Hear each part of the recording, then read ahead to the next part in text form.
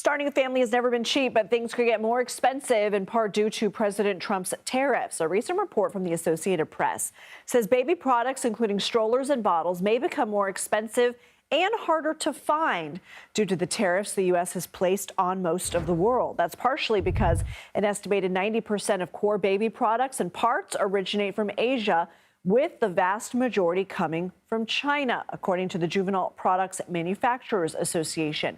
Lisa Trofe joins us now. She's the executive director of the Juvenile Products Manufacturers Association, a not-for-profit trade organization, which says represents 95% of the prenatal to preschool industry. I mean, Lisa, for anyone who hasn't bought a baby bottle in a while, they are surprisingly expensive. Everything adds up, from the strollers to the car seats. What is going to get more expensive?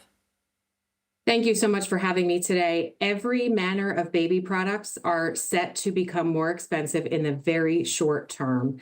The tariff rate of 145% plus on imports coming into our country from China will increase consumer prices and decrease the accessibility and affordability of these critical baby products that American families need and in many cases are required by law. When we say accessibility, I mean, I had given birth when we had the formula shortage. I know this is not that, but are we talking about parents who are perhaps going to have to scrounge for some of these supplies?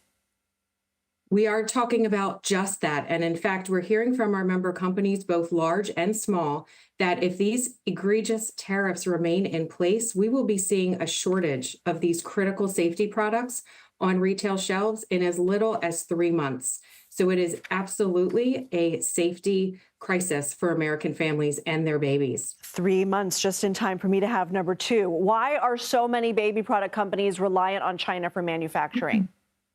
That's a great question. These relationships have been in place for decades. Baby products are highly regulated, as they should be. And the infrastructure to assemble these products, to manufacture the components that go into these critical safety products, doesn't exist in the United States.